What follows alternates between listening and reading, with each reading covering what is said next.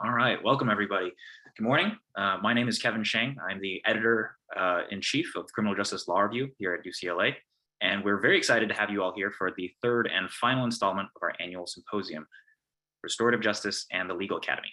A big thank you to our symposium editor, Hannah Cooperman, and the director of the Criminal Justice Program here at UCLA, Alicia Varani. They both worked incredibly hard to bring together all of our panels, this one included. I know it's been a lot of work, and I'm so happy that we've been able to have these panels on this incredibly important subject. As UCLA, the Criminal Justice Program and the Criminal Justice Law Review are the hosts of this event. We also want to acknowledge our presence on traditional, ancestral, and unceded territory of the Gabrielino Tongva peoples. We'd like to thank our co-sponsors, the UCLA School of Law's Public Interest and Policy Program, the Promise Institute for Human Rights at UCLA School of Law, the South Carolina Restorative Justice Initiative, the Center on Negotiation and Mediation at Northwestern Pritzker School of Law, and the Aoki Center for Critical Race and Nation Studies at UC Davis. Now, up to this point, we've discussed the origins and current applications of restorative justice, and today our panel is here to discuss how restorative justice can be incorporated into the school environment. Kicking off that discussion, I'd like to introduce our moderator, Aparna Polavarapu, Associate Professor at University of South Carolina School of Law, as well as the Executive Director and founder of the South Carolina Restorative Justice Initiative. Professor. Thank you so much. First of all, thank you all for joining us, and welcome to our panel discussion on restorative justice and the Legal Academy. And thank you also to UCLA and the UCLA Criminal Justice Law Review for giving us the space to have this discussion. As Kevin just said, my name is Aparna Polavarapu. I'm an associate professor at the University of South Carolina School of Law, and I'm also the executive director of the South Carolina Restorative Justice Initiative. So this is a topic that's near and dear to my heart, but also near and dear to the hearts of all of our panelists who I'm about to introduce. So I'm delighted to be joined by Annie Buth, who is a clinical assistant professor of law with the Center on Negotiation and Mediation at the Northwestern Pritzker School of Law. Jonathan Scharrer, the director of the Restorative Justice Project at the University of Wisconsin Law School's Frank J. Remington Center.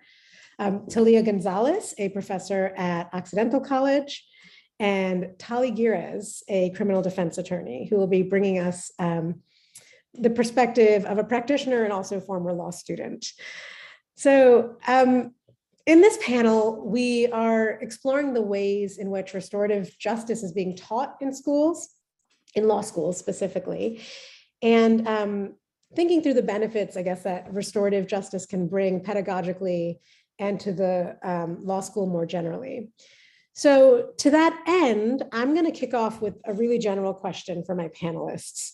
So I want just to get at these points from each of our speakers, and then I'm going to leave some space for some discussion and then Q&A from our attendees. And I just want to note before I ask my question that for all of our webinar attendees, the best way for you to ask questions is to click on the Q&A button at the bottom of the Zoom screen.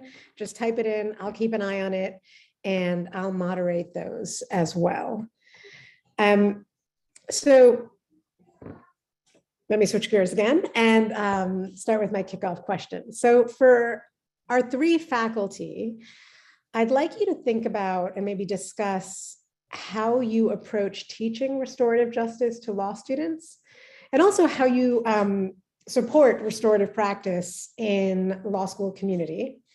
And then for our practitioner, I was hoping that you would be able to speak to your experiences learning about restorative justice in law school, how it shaped your law school experience, and also how it impacts your current practice. And I know I just said a mouthful, so I'm happy to repeat any of that.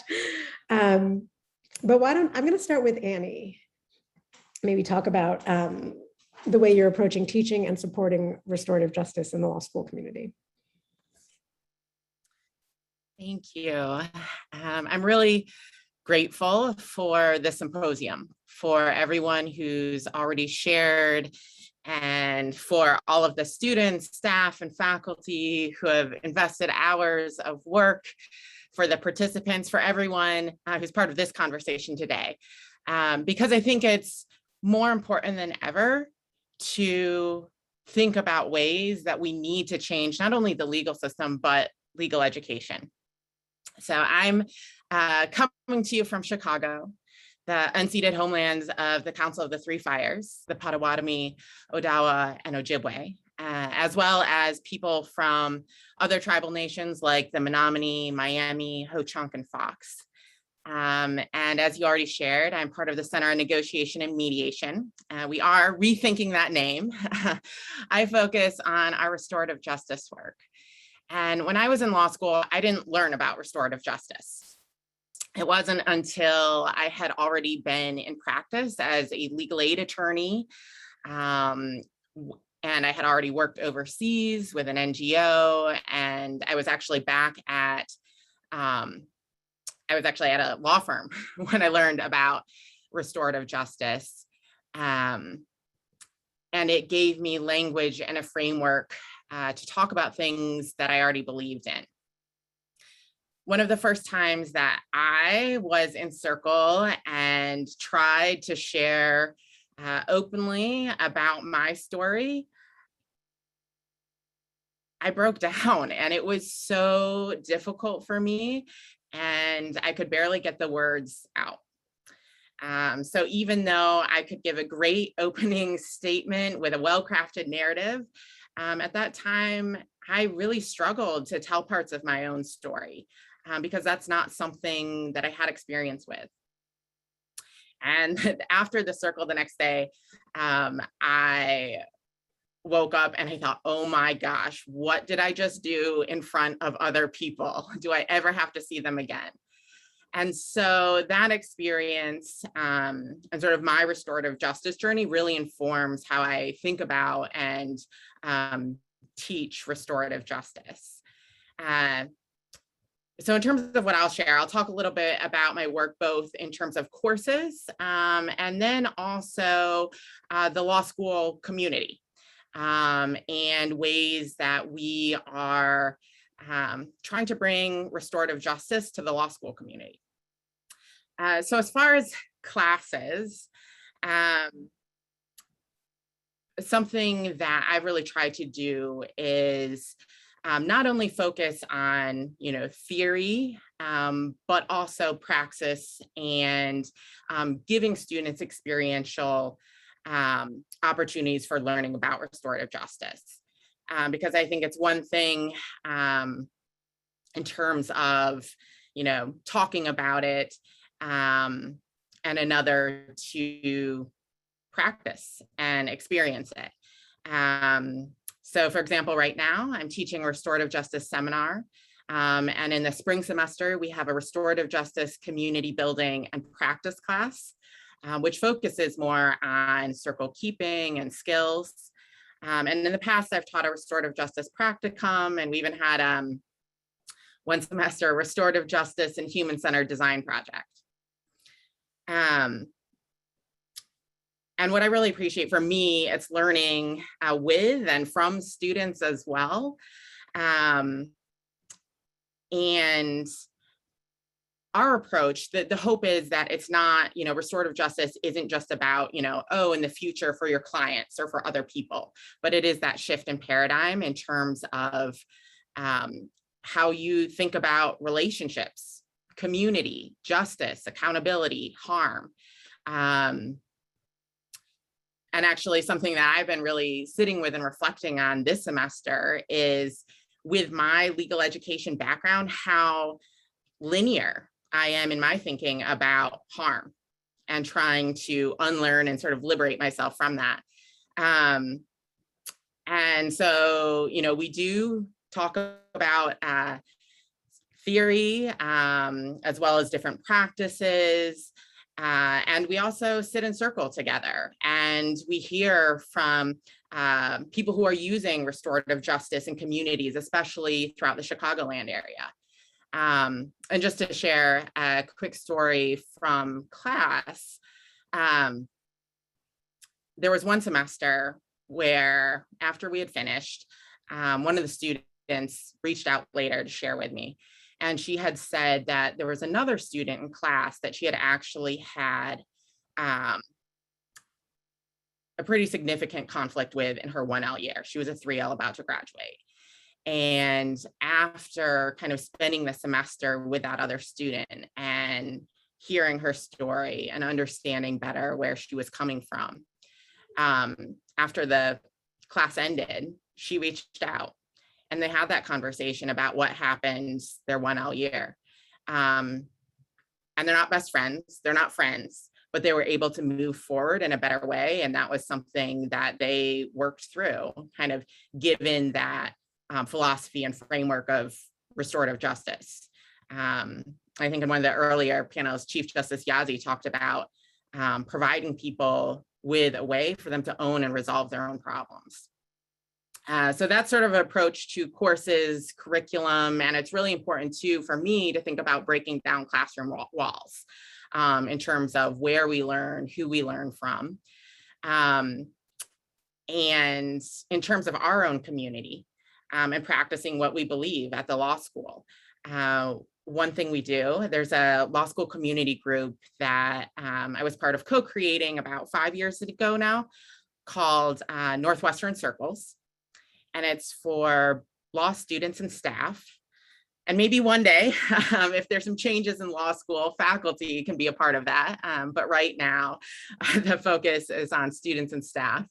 I think that maybe is a whole nother panel, just in terms of harms that legal education institutions inflict or cause. But anyway, so Northwestern Circles, the focus is on our community and getting to know one another, slowing down, spending time together. Eating has been a challenge this year since we're not allowed to eat together, but we're trying to find ways to be creative in that in terms of breaking bread together. But it's a place where people can slow down and actually share, check in. How are you actually doing, right? Not pretending that everything's fine, how are you? Good. But a space for people to really listen to each other. And, we have different topics sometimes that we talk about, whether that's something general like transitions, or it might be more specific in terms of things going on in the world or within our school.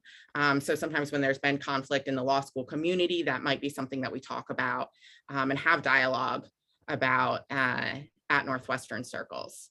And sort of the idea there too is that we're getting to know one another.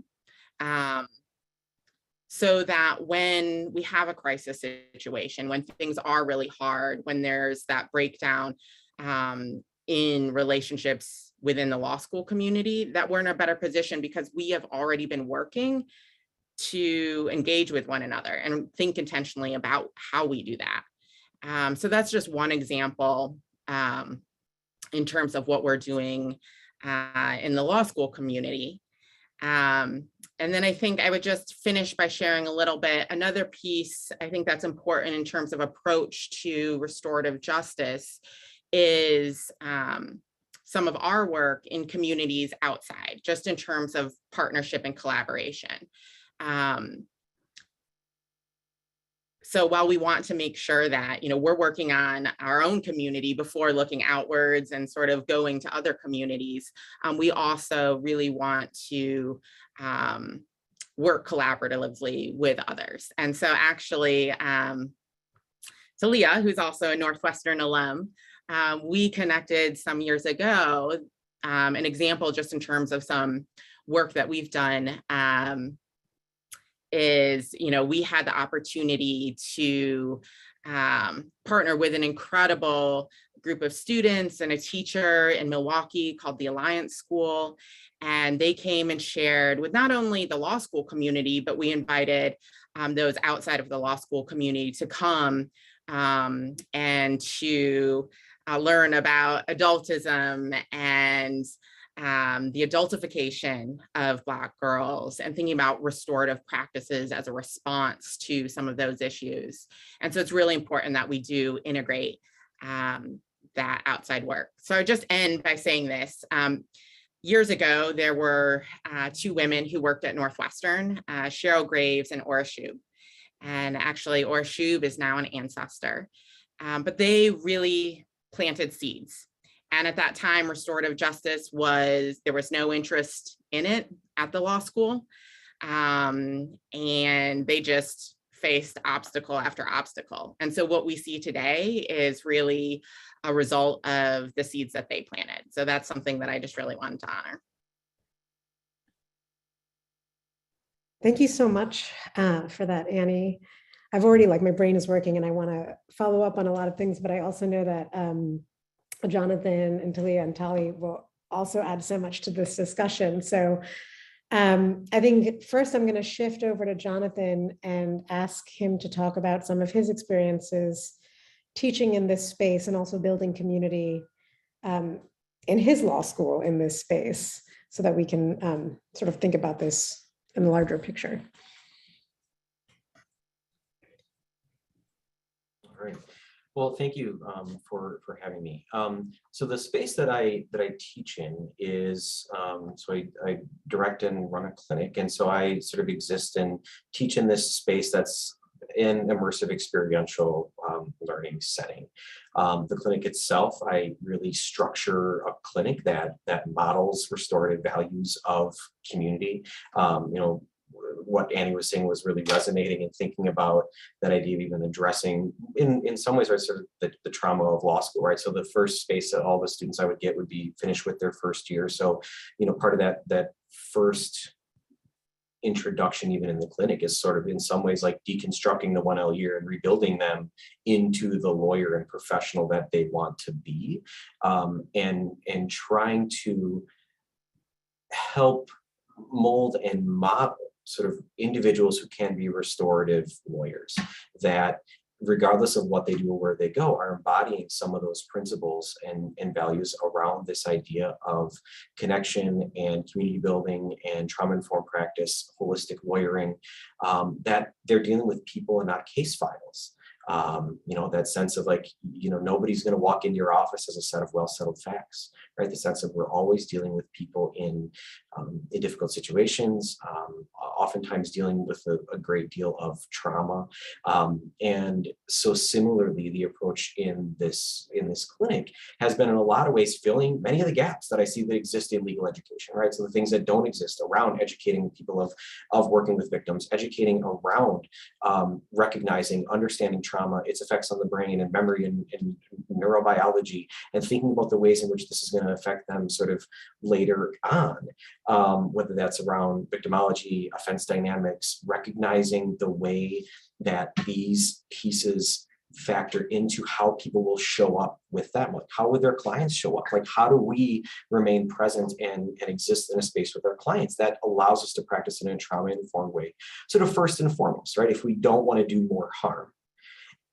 And by the same way, then modeling sort of a student-centered approach towards teaching in this clinic that is about building community where they're sort of a group of support for themselves, as we then immediately sort of break into this, this world of looking at, from our perspective, the crux of our clinical work is on victim offender dialogues in sensitive and violent crimes. And so most of the time that might be in the post-adjudication setting, but sometimes it can be concurrent processes or uncharged conduct, or individuals where students get the opportunity to, again, work with survivors of significant harm or trauma, or surviving family members in homicide cases, as well as individuals who are responsible for that harm, whether they're incarcerated again or not incarcerated or on supervision. Being able to gain that perspective around like what do both sides of this sort of criminal legal system look like, the harm that's done in both ways, that we can help, again, sort of produce different types of lawyers that come in with a better view and vision of like, what does our system do to people and all the harm that it creates, and like looking at the long-term impacts of that, right? Whether that's working with people 6 months after a crime or up to 36 years after a crime, to recognize generational harm that exists from these things, and offering that educational space and some of that trauma-informed lens or frame that allows them to hear from other perspectives, to hear from other system actors, bringing in all sorts of guests, so that they can also see and understand what are the different lenses that different parts or different actors within these legal systems view situations, right? Sort of when we operate as sort of third-party neutrals, allowing them to think about, all right, well, how do I craft a compelling narrative? Well, where does that sort of start? Well, that starts in the interviewing process, and being able to have difficult conversations, ask difficult questions, discuss things that might not be comfortable initially with students, that certainly aren't necessarily comfortable with the clients themselves, but to have tough conversations, to get to know them, to demonstrate care and invest in your clients, that like, I am here for you, right? And I cannot sort of represent you best. I can't be the most effective advocate for you. I can't be the best lawyer that I can be, without at the same time recognizing and seeing who you are as a person. And that's that space of looking at the restorative lens, is putting that on and seeing that person, seeing that complete person, and recognizing all the things that they sort of bring to this, thinking from a holistic space of recognizing, like, what are all the hats I wear as somebody's, attorney? How can I sort of go above and beyond for them to meet the needs that they might have? Thinking about the skills that the students then sort of engage in. Working in partnerships or teams, as they sort of develop these skills around interviewing and work in these restorative settings, both to construct this shared narrative, right, of like, how do both sides see what has happened, or what do they both understand about a crime, recognizing that what may have been presented in court, what is in a criminal complaint, what is in sort of documents or things that are constructed after the fact by police and prosecutors, may not be the truth, right? The idea of like what has happened, allowing them to see like, oh, people have perspectives, right? Rather than facts, what we have is perspectives, and giving them a greater appreciation of that, allowing them to become individuals who can help equip people with tools to solve their own conflict, as well as resolving significant issues of harm. Well, at the same time, yes, they're having to go through, pull apart, trial transcripts or case files, prison records, newspaper reports, interviews, with people to sort of develop those sort of leadership skills, and thinking about who is the type of lawyer that they want to be, all from this frame, right, of restorative justice, and the ways in which it impacts and transforms us as facilitators, as practitioners, as much as it sort of serves as this transformative vehicle within the lives of our clients. And it is a really incredible thing that I think, students who have the opportunity to do, I think, do appreciate that, take that away, and become different people. They're different prosecutors if that's the route they go, they're different defense attorneys if that's the way that they go. And really just thinking about, again, that idea of sticking true to some of the core elements of restorative practice.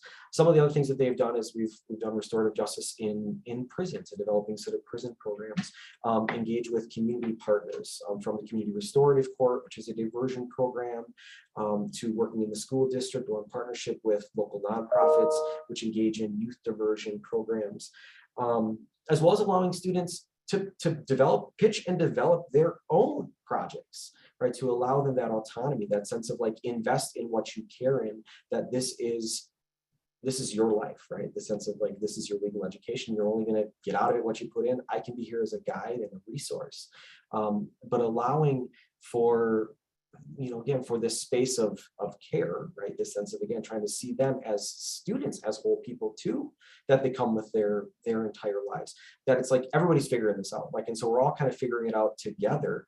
Thankfully, I do have the opportunity of having them as students in this space for, almost a year, allows that sort of continual growth and continual like increase in ownership.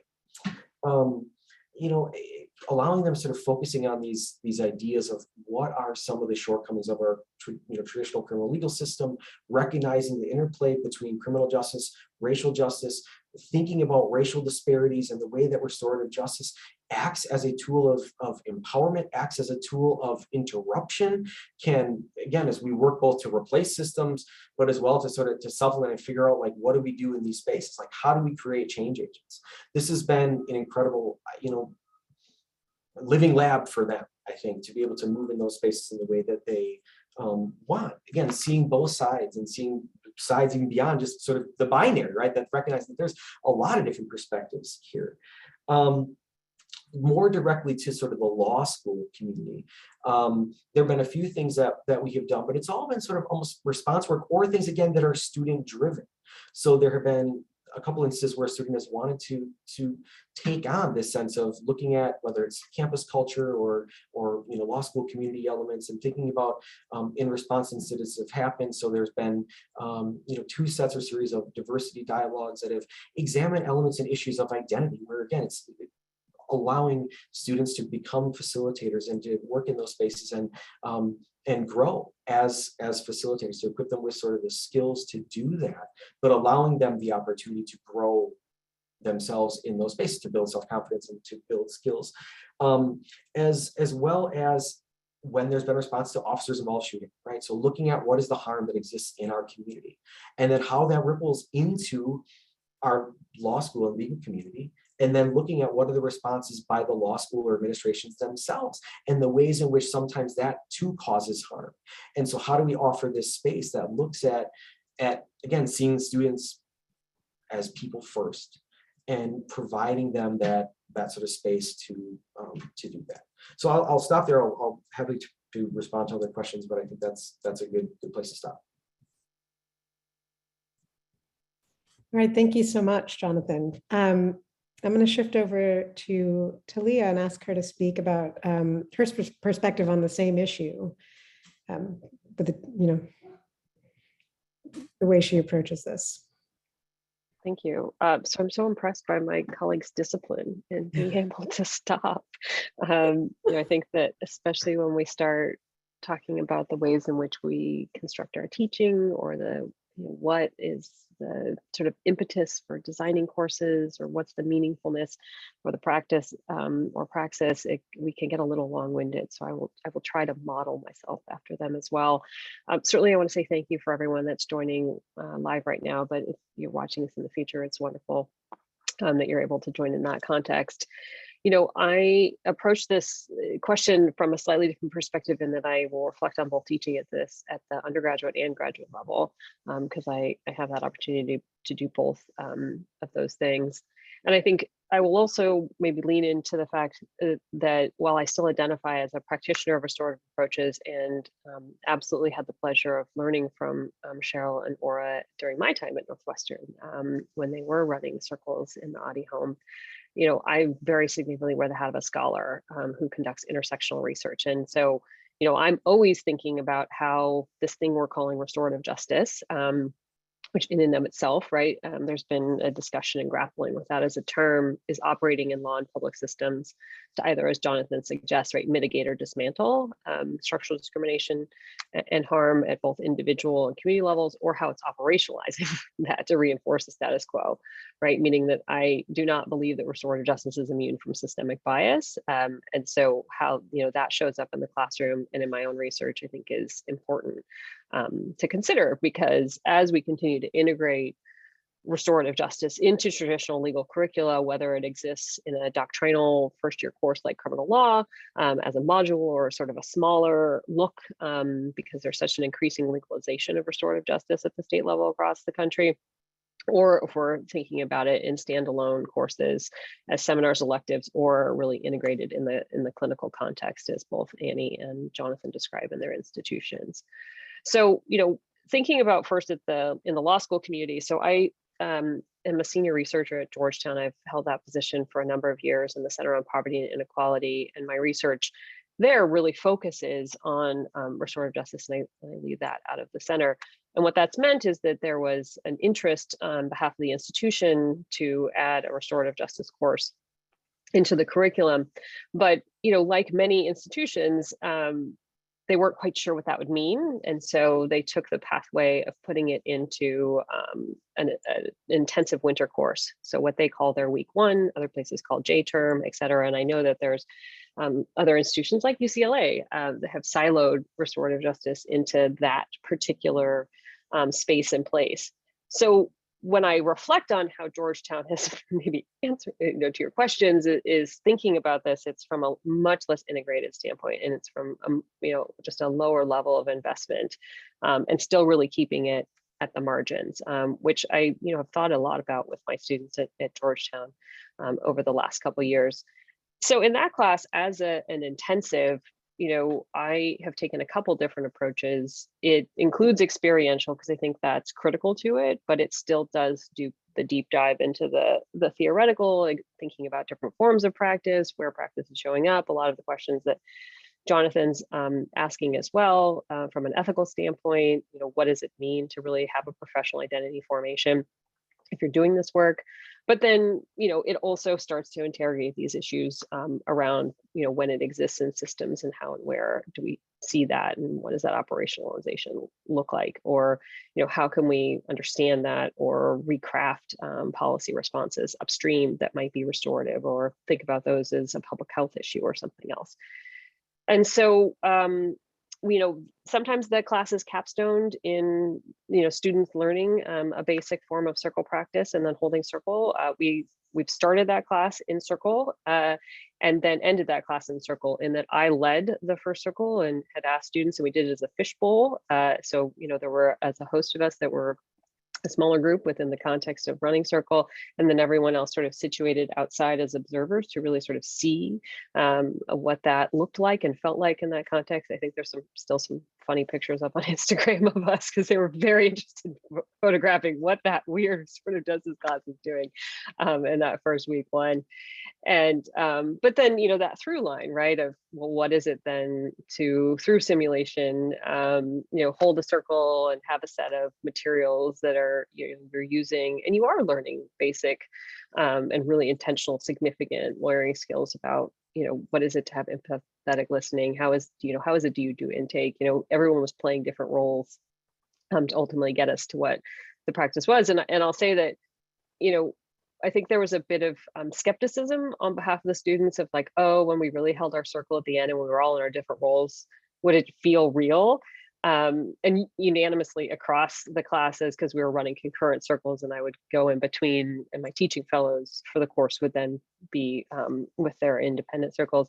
Like at the end, everyone was like, oh my God, I was so into it. I couldn't separate, like I had lived, it was just, I'm in the moment. And I think that's, what both Annie and Jonathan are talking about is sort of in that moment, right? When you're in situ, like you just can't not start to feel something, when whether that's a moment of release, a moment of emancipation, a moment of silencing, who knows, right? It's very differential for everyone. But even in like a simulation, there was that sort of understanding that you were doing something different, and that you were really trying to approach a question differently, to really understand human relationships differently, and see the humanity in people in an otherwise system that doesn't look to their humanity, despite its quote best efforts, even at the level of thinking about juveniles and differentiating them that way. I've also run that class, especially because we were online more recently, that where the capstone was research, but it was a partnership with several different state legislators to think about, okay, if we know that there's an increasing scheme of restorative justice, either in education law or in criminal law, what would a model piece of legislation look like? So the students ultimately then ended up working in a small cohorts, identified a particular jurisdiction, and then crafted model legislation that we then shared with several legislators and legislative aides to think about sort of what is that. So, what does that signal? That signals that, when I'm developing this course, right, I do think about what is this extension beyond the classroom? What is this relationality? What is this way in which we have a praxis-based orientation? So we don't just live in the theory or the doctrine. We are, trying to have a much more holistic and integrative perspective. Now I'll say at Occidental, in teaching a full-term course, I think there's more flexibility to do more things. And so to that extent, in teaching that class, I do still maintain two different tracks that are experiential, that are embedded within the context of the full-term course, where we can do a lot more work, whether it's, thinking about the theories and the origins, to really interrogating, the commodification of restorative justice, the whiteness and privilege of restorative justice, all of these really important and interesting conversations that continue to emerge within the field, and colonization and beyond. But then also, what are these different practices? Break them out more significantly. And like Annie and Jonathan, I am always bringing practitioners in, and also, practitioner to me is a broad term, right? That doesn't mean that someone necessarily holds a JD or someone holds, a bachelor's or master's degree in conflict resolution, which has been the traditional marker by which, you have entered into the profession, but to really elevate that there's a level of expertise and knowledge when you facilitate this work, whether, it's victim offender dialogues or it's circle practice or many of the variant forms. And so to that extent, with these two tracks, I then have a research and a practice track, and then I work with a teaching fellow in that class, a student who's typically been with me for a couple of years and has done restorative practices on Occidental's campus.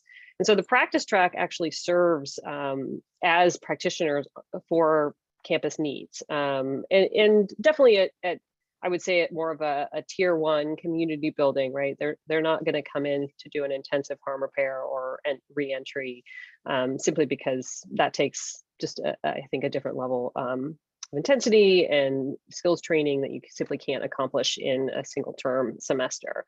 That being said, we've developed, an intake form. This is all online. I mean, student organizations would be signing up. And bottom line is we had more demand than we could meet in one semester at that point. And so then there was this conversation of, well, how do we continue into the spring, and what does this look like? And how could we create credit opportunities so this isn't students doing this on a pro bono basis? But what it was reflective of is that since 2015 at Occidental, there was a culture that was being built around restorative justice from the bottom up. And it was, it was thinking about student interest. It was coming out of an occupation of our administrative building, in particular around anti-Blackness and a set of demands that were being made. And so how all of that was just sort of bubbling up on a regular basis. And I think the class gave a mechanism by which to then start to fill that need.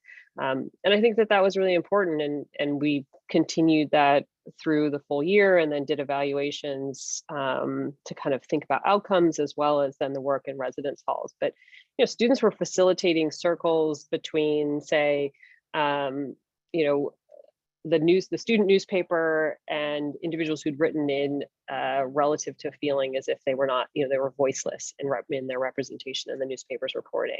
They were running circles for the student government and the different constituents in the student government who were not able to come together to even have pretty basic conversations. And it really ran the gamut. And so they got to see firsthand within the context of their community, like what were those needs? And so that answers, your sort of second question about how do you support restorative practice, and I'll maybe scratch the word law, but in the, school community, which is, to think about, where and how does the use of courses and the ways in which we can elevate this either through compensation, material compensation for student practitioners, or through course credit compensation, so that it isn't always the add-on. Because I think that so often the champions of restorative practices, especially when it's more of a ground up way of approaching things, it really does have a disproportionate burden falling on a set of bodies. And it's that repetition of what that feels like. And that can be really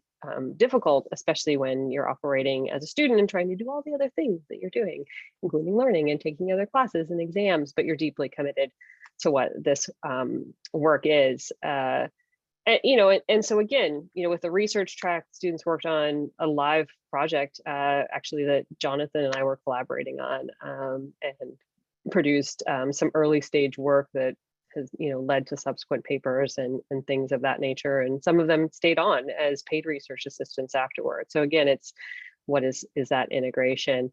I mean, I think, the closure of the campus community really signaled a break in what restorative practices looked like on campus. There were some missed opportunities where I wish that from an administration standpoint, there had been an investment. We could have been running virtual circles all summer long of summer 2020 at an extremely low cost by having, student practitioners run those circles, and that investment wasn't made. That was a really big missed opportunity. The same is true for the following year. Like, there would have been ways to do things virtually, but there was, for some reason, this misconception that if we weren't in person, we couldn't do this work, and there wasn't interest for this work. And I think that that's been a challenge, because coming back then together, for as many have experienced across all levels of what academia is, or just reintegration to society generally. Like there's a lot of needs and disassociation and trauma that to have restorative practices in place at multiple levels, I think would have been really significant. And so unfortunately, Occidental has really missed out again on that as an opportunity. And it'll take some rebuilding because students graduate and you've lost an institutional memory over a period of time. But it'll be interesting to see what happens next. And, to Georgetown and to other schools that are similarly situated, my challenge is always to them to say, why is it still at the margins? Why isn't this more developed? What everyone's learning from Annie and Jonathan is not the norm. So please be aware, right? You cannot go to every school and have these opportunities.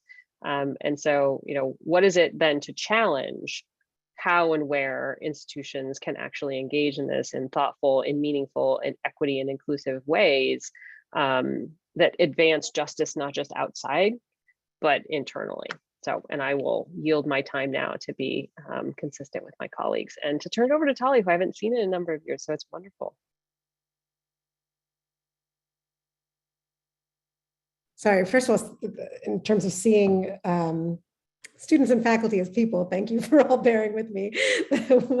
One of my kids has been home today, and so she's been very curious about what I've been doing. So thank you for that. And I appreciate also everything that you said, Thalia, about your experiences in both types of institutions, because I think that is something to think about in the ways that those, law schools are similar and different from other institutions of higher education. And I want to shift over real quick to Tali and get her perspective, learning about this from a student perspective, and then also afterwards, after graduation and practicing, do you look back and see any of the benefits flowing to you now as a practitioner? Yes, thank you. And thank you all so much. It's such an honor to be here and even step back into the UCLA law space for a brief moment in time. And it just feels like such an honor. So thank you all so much.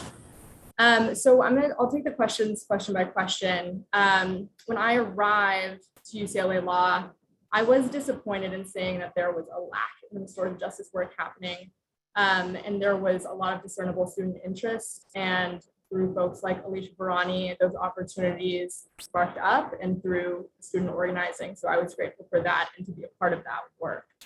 I took the Re-envisioning the Lawyer's Role, Trauma-Informed Lawyering, and the Restorative Transformative Justice winter term course, the J-term course.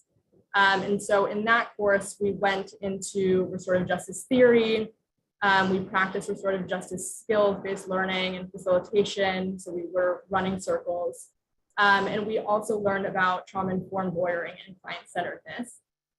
And taking that course really encouraged me as a student, and I believe my peers felt similarly, about the ways to think creatively about how to take harm and trauma perpetuated through the adversarial legal system and apply restorative justice and trauma-informed practices to those issues.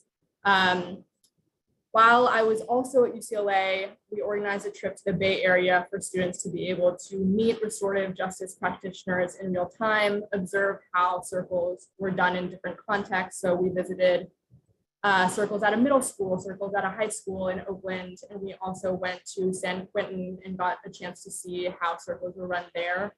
And the exploration of those different contexts and talking to the practitioners that were running circles in those different contexts was a really important learning experience for me. And the idea was to kind of hone into what was being done, different versions of restorative justice practice, and to come back to the law school with more of an open mind to that respect, and to talk through how we could basically apply restorative justice to the school context and to various contexts that students were interested in. And so after that trip, we kind of came back to campus and opened up that conversation a bit more broadly and explored, based off of different student interest, restorative justice in the workplace, restorative justice, again, in terms of the criminal legal system, and got a chance to sort of talk through what that would and could look like. And that really both encouraged us to see the possibilities of restorative justice in actual practice, and kind of refocused us on what we were passionate about and how we could think more broadly about those passions.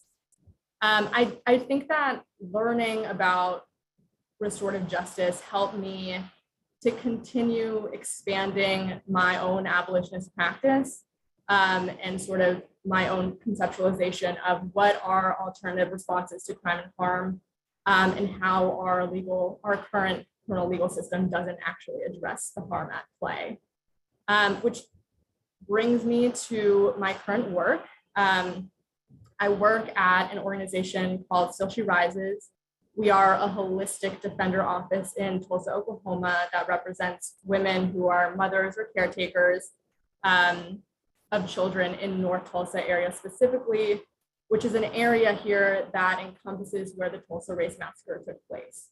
So I say that to introduce what I'm doing now, but more importantly, to note that this particular locale where I am thinking about these things is a location where trauma and the legacy of intergenerational trauma is built in literally into the space.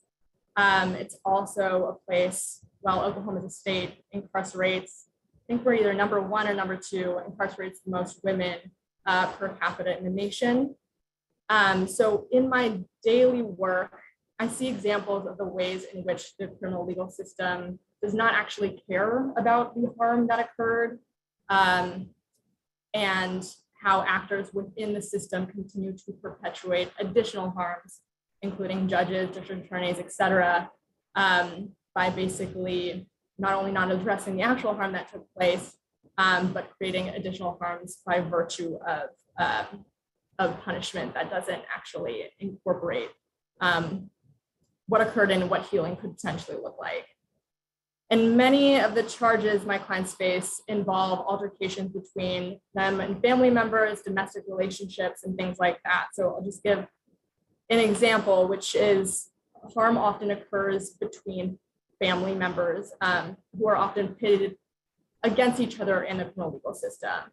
And there's little room for both the lives of the perpetrator of the harm or the person who experienced the harm actually addressing that harm and what that could look like. Instead, an example that came to mind this morning for me was a look at bond hearings when a client is charged with a domestic charge, like a domestic assault and battery or a violation of protective order. Judges basically automatically give an instruction of a no contact order between basically my client and the person who's the complaining witness or the victim.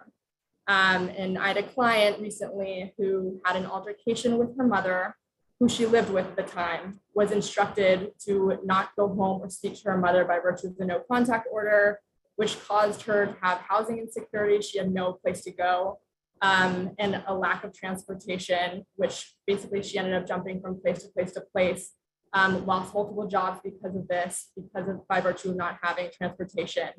And they both immediately after the initial altercation where my client was arrested, didn't even want to press charges or anything like that. Like they basically wanted the case to end there, which isn't, what actually happens when the state gets involved, right? So this kind of thing, that's all to say, it happens on a daily basis. It happens to my clients on a daily basis. And the system isn't built to actually address the harm that took place between the people who felt that harm exist. And instead, the punishments at play basically perpetuate additional harm that is also not addressed, right? So how I view my role now is as a disruptor. I think that, seeing success happen in restorative justice circles and in my experience in law school and outside of that context doing restorative justice work, mostly in California, has given me an increased confidence in my own abolitionist practice. It's given me an increased confidence that there are alternatives to actually address harm that, if taken seriously and expanded, could address the harms that my clients see on a daily basis. And that in and of itself has encouraged me to be a more confident public defender here. I'm not going to pretend like the jurisdiction that I work within is sensitive or open right now in the ways that I see it to including restorative justice practice. But I do think that there is momentum to get to a place where that could very well happen. And that's only going to happen when myself and my colleagues are bringing up restorative justice as a potential. And so right now, we are scheming and dreaming of how to do that in the most effective way possible. And in the meantime, I myself am always trying to incorporate the skills that I retain in law school in terms of restorative justice into how I communicate with my clients, into how I understand what has occurred to them, validate those concerns. And I look forward to continuing to try to push the envelope in terms of these skills as well. Thank you. I think we're all very thankful for that and the work that you're doing. So one of the things I heard as a theme, and I'm going to sort of wrap up one of the questions that was posed in this idea I've had is, there's a little bit of a critique, right, of the existing predominant law school approach in some of your answers. And I was wondering if we could explore that a little bit. And this started when Annie started talking about having these law school community circles and how, you referenced, like you said, maybe one day faculty will be ready to join, but not now. And I think that that's something that we really ought to be thinking about, like why faculty are just not ready for that yet. What is it about the law schools? What is it about us? And maybe us at this table, but maybe not us at this table, but the larger faculty that prevents us from engaging in this kind of community building that's happening. And I think also like thinking about largely whether what are the obstacles in a law school, in the law school structure, the way it's set up, not just as a building, but just like the way the entire, 3-year education is set up, that we have to overcome when teaching restorative justice. And I'm going to bring in one of the questions that's posed by one of our attendees, who's asking, do you think that the relationships needed to facilitate restorative justice can be achieved effectively in the traditional law school class setting? And if not, what changes can we make to the law school classroom to promote these relationships? So I asked like a really big multi-part question, and I guess I'm going to ask any of you to pick up any one of those threads and just think about it. Whether it's like the faculty, the institution of faculty, sort of the law school curriculum, or something about the way the law school classroom is set up and how that might be an obstacle. I'll just, whichever one of you is ready to think about that.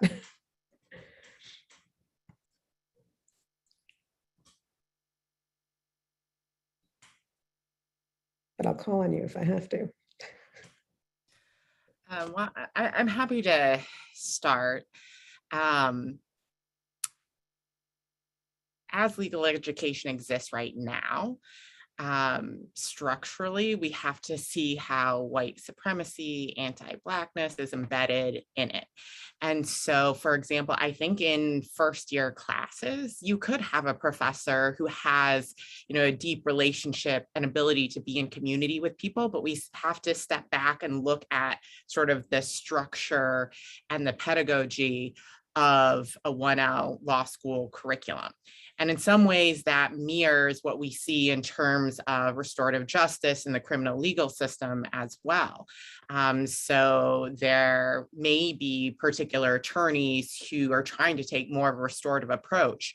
However, when that's embedded in a very punitive system, that's really difficult. So while there is sort of individual capacity, we also have to examine the structure around that. And so when I said, maybe one day faculty can be in circles, right now, I think Jonathan spoke to the trauma of 1L year, right? And that a lot of the work that he's doing is trying to support people in their healing from that trauma. And I think our approach to legal education marginalizes, dehumanizes people in a way that causes a lot of harm, and that is violent. And so, it would be really incredible if we could begin to transform that, because I think that is directly connected with work in the legal system and having people who are ready to say, we're stepping back, we're disrupting, we're dismantling, we're entirely transforming the way that we operate. Thank you. Jonathan? All right, thank you. I'll go next. And Annie, I'm glad you went first, and I can say, and Annie has done work on this and educating even the people around her at her institution, and has one of my favorite stories around this, the involuntary lunch story, as you shared it with me, Annie. So I'm sad you didn't share that here, but it is that sense of we exist in a guild profession, right? Like the sense of understanding the legal academy, the way that it is set up and structured, right, is in many ways exclusionary, right? Like even just sort of thinking of the profession. And so when you're taking on an entire structural system, right, that is operated in this way, I ask all of my law students at the end of their second year, I'm like, okay, sort of knowing what you know now after experiencing second year, did first year have to be the way that it was? And to like a person, they say, no, like absolutely not. There's no reason it had to be this way, but yet we think that is the way that it needs to be, whether that's Socratic method or understanding what that, traditional structure may be, that it doesn't necessarily need to be that way to achieve the aims. But that's the sense of what are the unspoken rules? What are the unspoken aims that I think exist within the legal academy for what we're trying to do, right, to people, which in a lot of ways is about reducing the humanity of people. We know this comes down to cold calculating rules, right? And just an analysis of rules rather than anything about sort of personal human relationships. Yet, again, that's not how your clients show up. That's not how things sort of evolve. That's not how people are. Yet we have a lot of those sort of awkward, interactions and conversations. And so there are going to be those elements of sort of structure and power. Law schools are also quite hierarchical, right? I mean, it's a sense of by their foundational nature, like there is even distinction in the legal academy between doctrinal or clinical faculty and sort of these like divisions that exist. And there's sort of these artificial barriers or boundaries that we walk into. It makes it hard to address or approach sometimes. And in the ways of like personally, when you're a practitioner, then you have a lot riding on this, right? Like that means it will matter as it relates to sort of individual like people at academies, their careers or trajectories of the sense or rejection of this sort of processes in ways of rejection of you, right? If this is sort of your identity, right? So when individuals raised and trained in academia in this way go on to exist as academics themselves in teaching in this sort of same sort of structure, the hesitance or reluctance to this very foreign concept, which again, Annie's story to me like really highlights this idea that it's like very foreign, like, oh, like you would still do this like human thing if like it wasn't effective.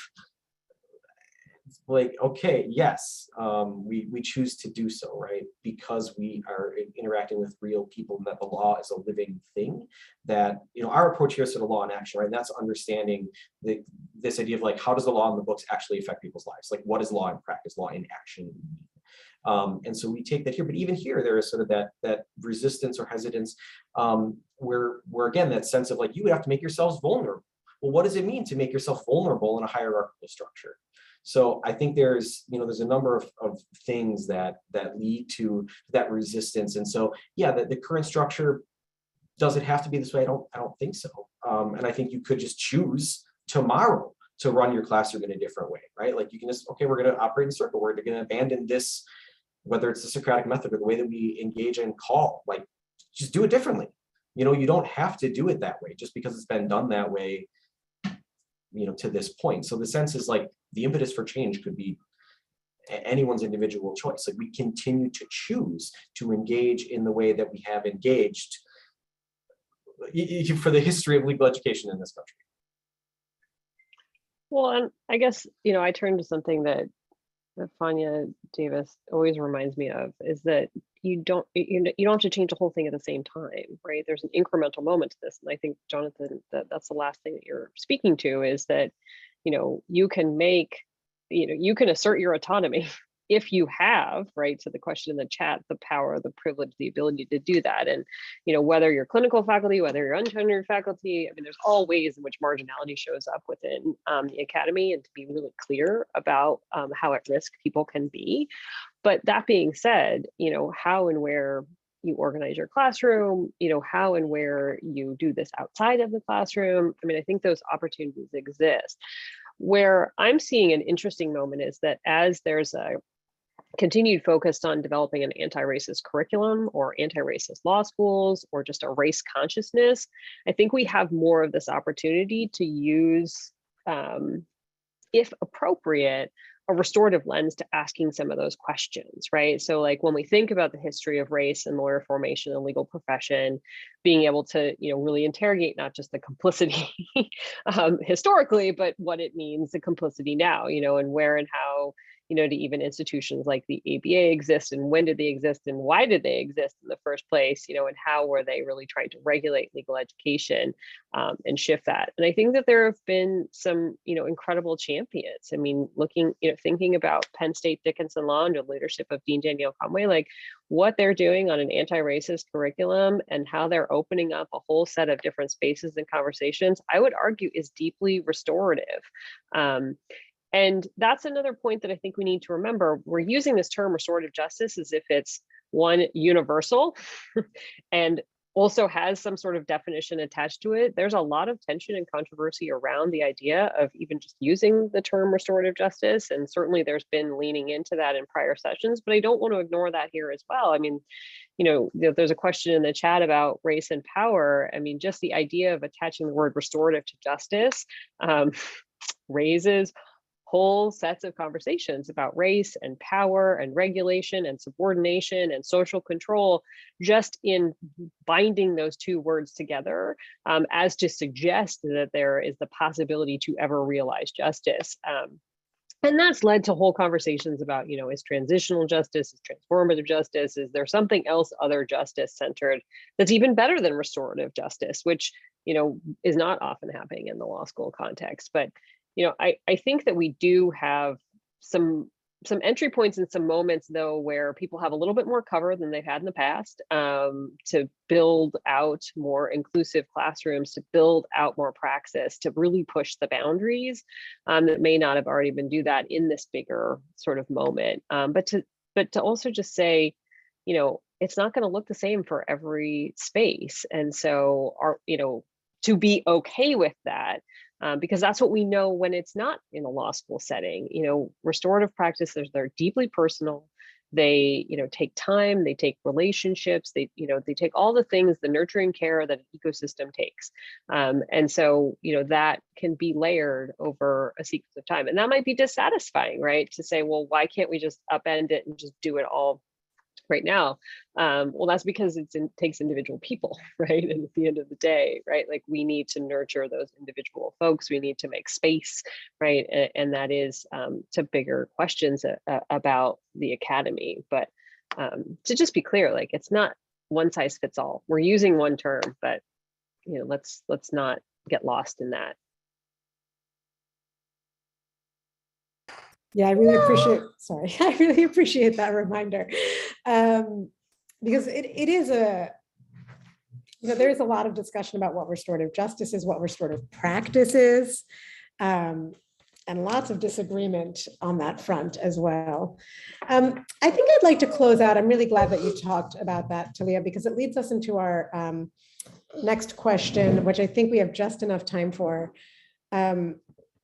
From Eve Hannon, who's asking if the presenters find themselves discussing with their students the meaning of the word justice.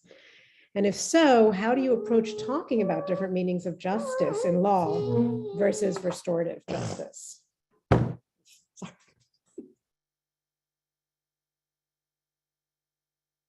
So I think we probably all do, right? Yes. Kind of a universal nodding. And I'm including you in this conversation, Aparna, too. I know that you're taking a different role, but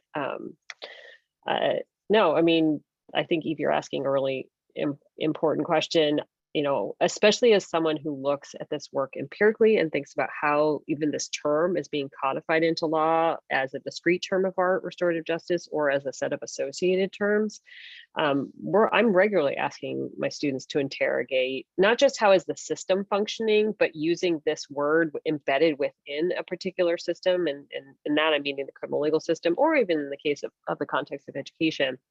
Like, what are those differing approaches? I mean, you know, we start off with a baseline, and I think as probably all of us do, in making that counterpoise between what is, quote, restorative justice. And I think about that transdisciplinarily, also globally. So like I do enter into it from a comparative perspective to try to complicate the waters, of course. But, you know, then thinking about, okay, so then in this system that arguably has never been just and is operated in the exact way that it's supposed to operate it, then why are we putting this thing that is supposed to be the alternative to that and that is not that in it? And can we reconcile those things? So that's, you know, that's one way in which, you know, we're always interrogating this question about justice. You know, and David Hooker and Mara Schiff wrote a really interesting series of papers about, you know, justice and whether it's a boat or a barbecue, or, yeah, I mean, it was like, it's a very provocative title, but, you know, for anyone that follows their work or a particular, you know, thinks about some of David's work, I mean, he's always asking about the meaning of language, and, you know, and the central ask that they have is that, can we even use the term justice to be associated with restorative justice? And more importantly, can we even use the term justice? Is there a thing called justice? And do we even know it when we see it? You know, or are we just attaching a different meaning to it because we are so deeply embedded within a world that is about bias, that is about anti-Blackness, that is about settler colonialism, that is about the ways in which we disrupt and keep people marginalized and away from each other in power and community. So yeah, you have to. It's hard, but you absolutely have to. And then, you know, when you look at the laws and you're reading them and you realize that in the state of Alabama, in order to enter into a restorative justice diversion process, you have to waive your rights, including, you know, making a statement that could be admissible against you in that particular subject of what that interaction is with the state. But any future criminal proceedings, like, you start to really question, like, where and how is this just? Where and how is the use of this? And is this being just, you know, co-opted to make us feel better about our current system's flaws and failures? For myself, it's one of the reflection papers that they have to write, right? So that sense of looking at how they define that for themselves. And also there's an interesting activity that I've done sort of in different workshops or different settings of asking people to share an experience of, like, when is the time you've experienced justice? And you will be shocked, even like asking lawyers, the sense of, like, everyone can describe 10,000 instances that they've seen of injustice, but the sense of when you've experienced justice, you're like, oh gosh, I don't really know. And like, so what does that mean, right? We define it by its negative, like we define justice by the absence of justice, right? So the sense of everyone recognizes what's unjust, but that ability to define what justice is much more challenging and becomes very nuanced, right? So throughout the course of the year, as students sort of think about what this means for them and how do they define it, and then how do they reconcile themselves with it vis-a-vis systems that define it in a particular way, or at least project a message about what justice is, that doesn't necessarily coincide with then how the people who are most directly impacted by crime or by harm or by things that happen may define it and what they sort of need. So it's a challenging conversation. So I think, Eve, that's a little bit of a plant. I would, I guess, recommend, if you go to try that activity in your class if you'd like. I'm definitely going to try that activity in my class. So thanks for that.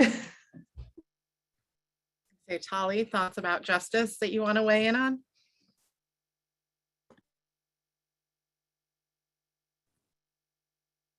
I mean, I really echo what everyone's saying about it. I think in my current role, we define justice really differently.